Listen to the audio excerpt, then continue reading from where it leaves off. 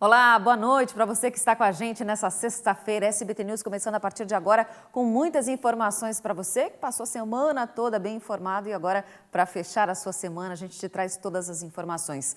O governo do estado publicou hoje uma nova portaria que altera as regras sobre a capacidade de hospedagem de hotéis, pousadas e albergues. O limite de ocupação varia de 30% a 100% dos leitos, dependendo da classificação de risco da região para a Covid-19.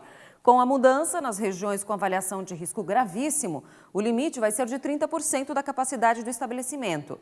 Em regiões de risco grave, situação da maioria das cidades catarinenses, o limite a ser respeitado é de 60%. Onde o risco é alto, como por exemplo no oeste do estado, está autorizada a ocupação de até 80% das vagas. Onde há risco moderado, todos os leitos podem ser utilizados, mas nenhuma região do estado atingiu ainda esta condição. E essa não foi a única portaria que foi divulgada hoje. Também foram divulgados critérios para a retomada do funcionamento de casas noturnas, boates, pubs e casas de shows. Quem tem as informações para a gente é a repórter Graziane Ubialha. A gente já sabe quais são os critérios para essas reaberturas, liberações. Grazi, boa noite. Boa noite para você também, Bruna. Boa noite a todos que nos acompanham. Bom, segue os mesmos critérios, inclusive, né? Para voltar às atividades, então, as casas noturnas também devem observar a classificação de risco potencial de contágio da Covid-19, ou seja, só poderão voltar às atividades aquelas casas noturnas que estão em regiões onde o risco é moderado, quando está pintado de azul lá no mapa, né? Mas, por enquanto, a maior parte das regiões de Santa Catarina ainda estão com risco grave e o extremo oeste catarinense ainda está com risco gravíssimo, ou seja, neste momento, nenhuma região poderá ter a retomada dessas atividades. Porém, quando voltarem, deverão seguir alguns critérios, sim. Inclusive, terão que seguir aí a ocupação de 50% da capacidade máxima, a utilização de máscaras obrigatória, também terão que aferir a temperatura das pessoas logo na entrada do local, o álcool gel, o isolamento e o distanciamento social, inclusive com demarcação de espaços, e também fica proibido, viu, Bruna, promoções dentro desses locais, como vendas de ingresso ou promoções de bebidas que podem causar aglomerações. Lembrando que o setor de eventos, né, foi um dos mais afetados durante a pandemia e a gente já se aproxima do verão, aí estamos há cerca de 2 meses, as temperaturas já começam a se elevar e é nesse período que esses locais acabam faturando mais. Por conta disso, os empresários do ramo já estão buscando alternativas e é o que a gente acompanha na reportagem a seguir. Eles foram os primeiros a parar e tudo indica que podem estar entre os últimos a retomar o trabalho. O setor de eventos está entre os mais afetados pela crise provocada pelo coronavírus. Com as medidas de distanciamento social implantadas logo no início da pandemia, era praticamente impossível imaginar a realização de eventos. A saída para muitos foi adaptar o trabalho para o formato online. Mesmo assim, essa adaptação está longe de ser suficiente para o sustento financeiro dos profissionais. Depois de quase 7 meses sem uma perspectiva concreta de retorno, o setor está se mobilizando na tentativa de fazer um retorno gradual e seguro das atividades. A Prefeitura de Itajaí encaminhou um ofício ao governo do estado pedindo a liberação de eventos sociais, feiras, exposições, atividades esportivas de caráter recreativo, teatros, cinemas e museus. Tudo isso, é claro, seguindo medidas de segurança rigorosas. A Prefeitura solicitou ainda a mudança na avaliação de risco potencial da região para alto risco. A região da Foz do Rio Itajaí está classificada como risco potencial grave, o que impede a retomada do setor devido ao decreto estadual. Na tarde dessa sexta-feira, manifestantes se reuniram para pedir a volta das atividades. Queremos trabalhar! Queremos trabalhar! Queremos trabalhar! Estamos há 7 meses sem poder trabalhar. Somos 132 mil pessoas envolvidas diretamente ao mercado de eventos e estamos passando necessidade. Nós não estamos pedindo esmola, nós estamos querendo o direito de trabalhar.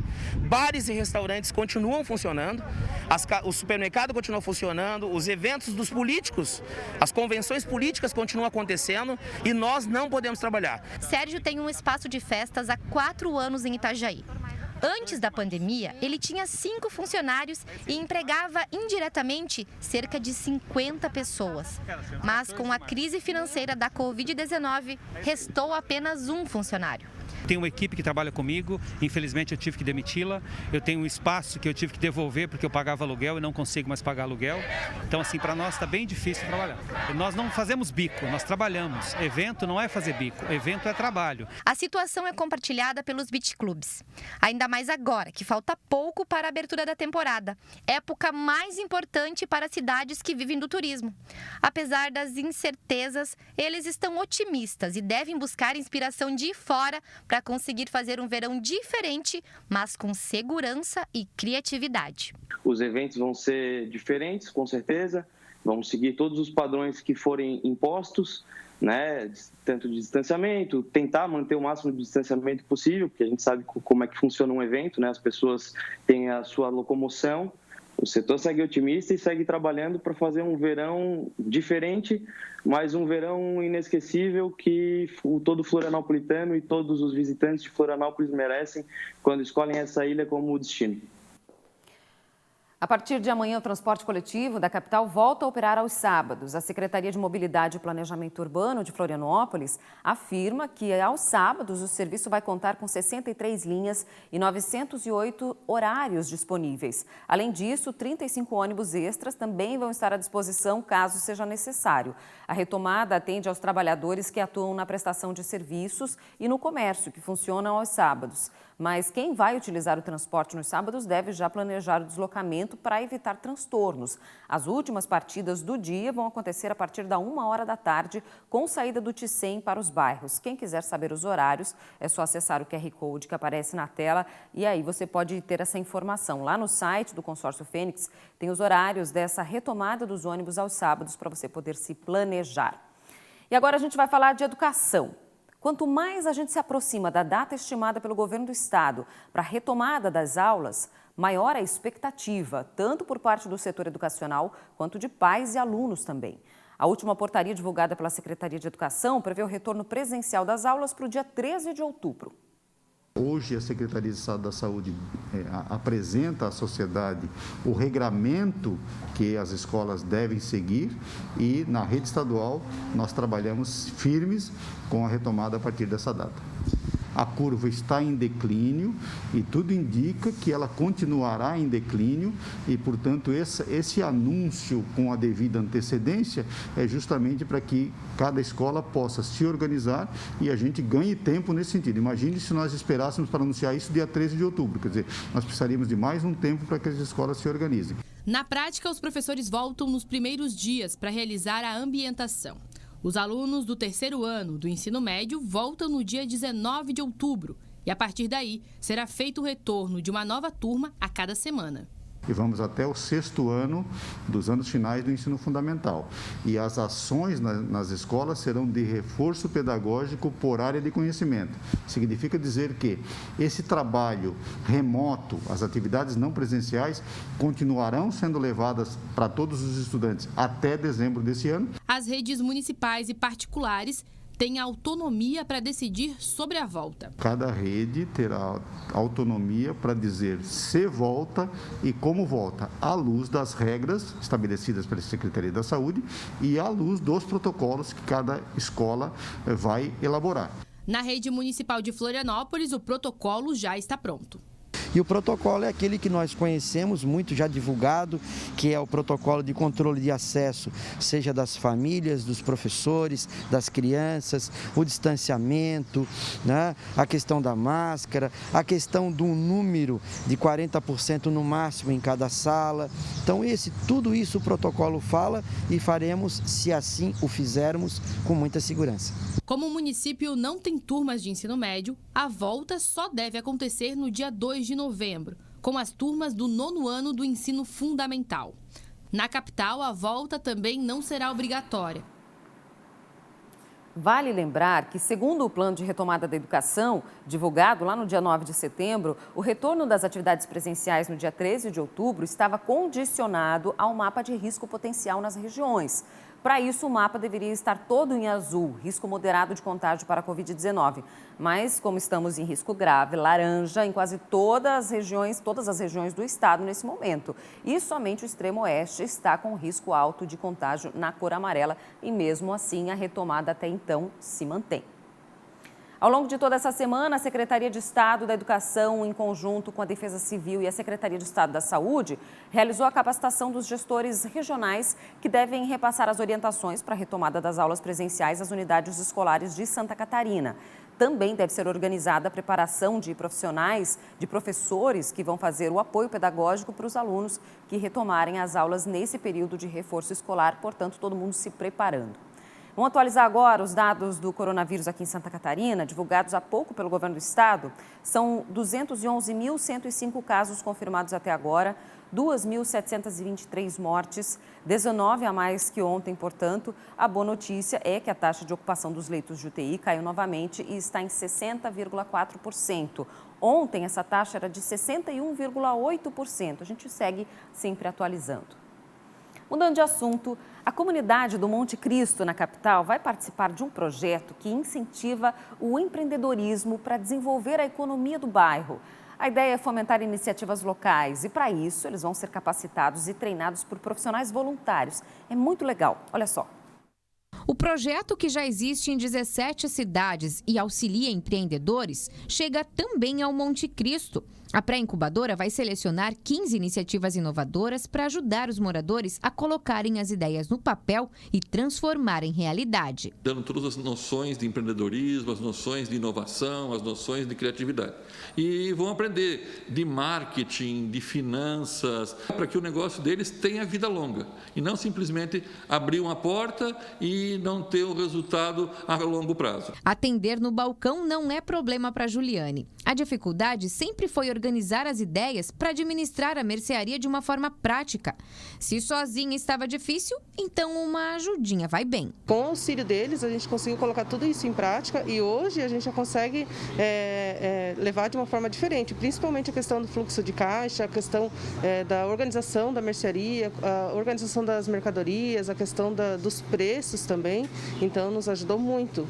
A comunidade do Monte Cristo conta com o apoio do Centro de Educação Popular, o CEDEP, que oferece esse suporte em parceria com outras entidades. Um dos projetos que tem trazido muito resultado para os moradores e comerciantes é a Caderneta Social, que beneficia 300 famílias com um valor em crédito para compras de alimentos e produtos de higiene e limpeza. Foi uma estratégia que nós desenvolvemos para a entrega dos benefícios, para atender as famílias da comunidade com os benefícios socioassistenciais. Então, o que no início do ano era a entrega de cesta básica e kits de higiene pessoal e de limpeza, acabou se tornando um projeto que chama Caderneta Social CEDEP e que pensa o desenvolvimento territorial, pensa esse desenvolvimento aqui da comunidade, porque ao invés de comprar e priorizar talvez o preço na quantidade de cestas básicas, a gente atende também famílias aqui do bairro que têm mercearias.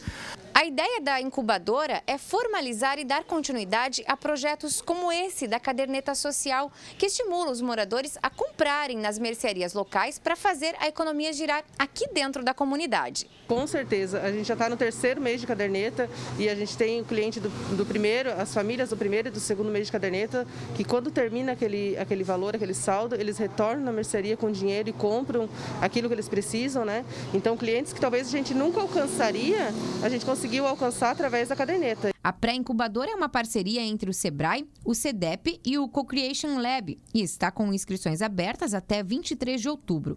Os moradores que querem inscrever as ideias devem buscar informações na sede do CEDEP ou mesmo pelo site da instituição. Todo o programa é gratuito e será ofertado durante 5 meses para os 15 selecionados. Só pode vir até aqui o CEDEP às terças-feiras, tanto no período da manhã quanto no período da tarde, para realizar a inscrição. E quem não quiser fazer a inscrição presencial pode fazer a inscrição online, porque o link está lá disponível e só, desenrolar as ideias, escrever e vai estar inscrito.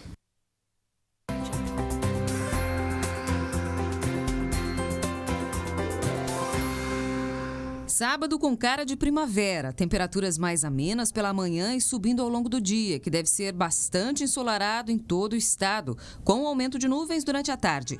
A previsão é de que os termômetros fiquem acima dos 30 graus em quase todas as regiões, podendo chegar aos 37 no extremo oeste.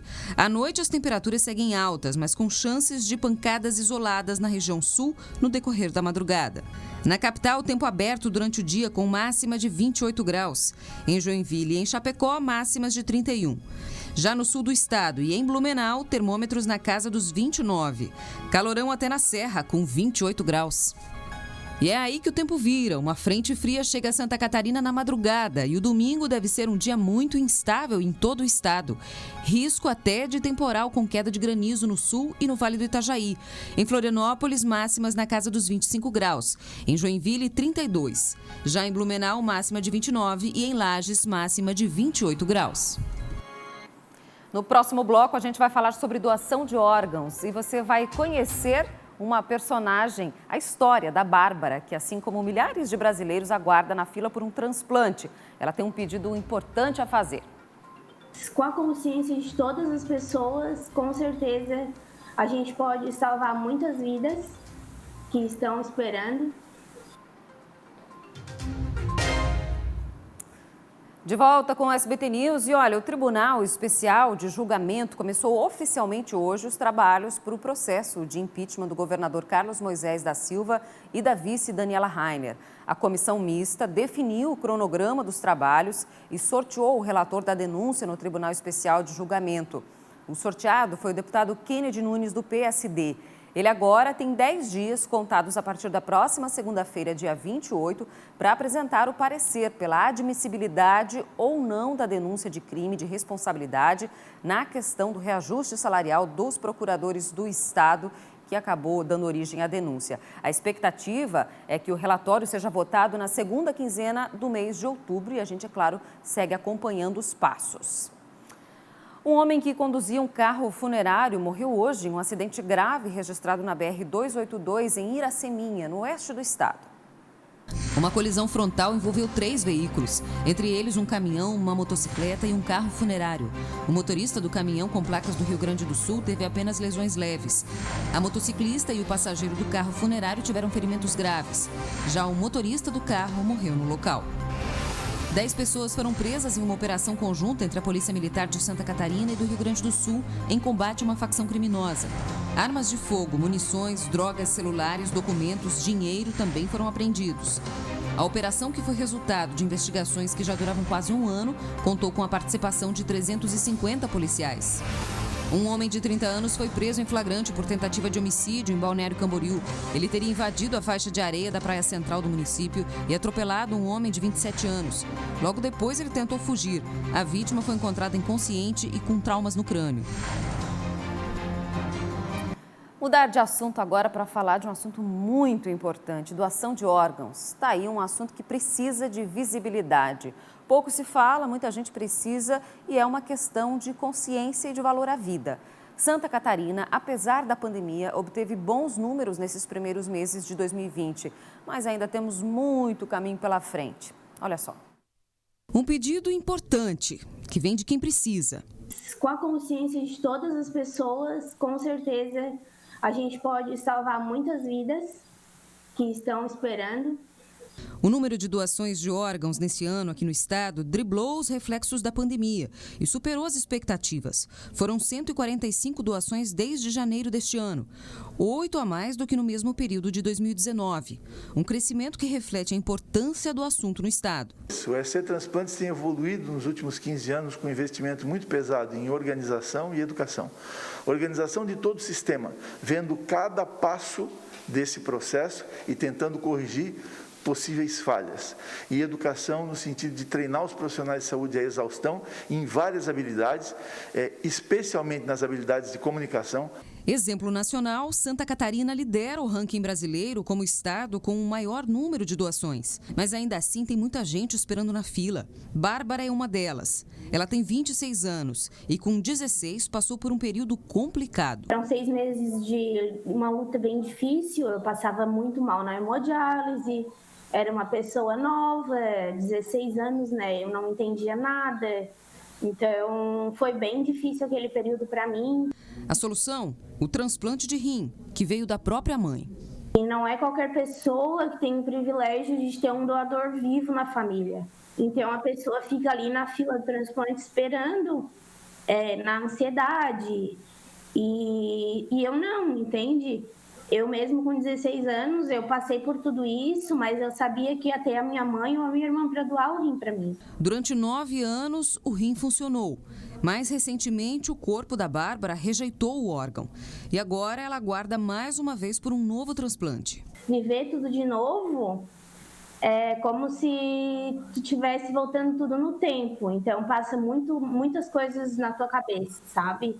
Essa ainda é a realidade de mais de 45 mil pessoas no Brasil inteiro, que aguardam na fila e dependem dessa boa ação para retomarem as suas vidas.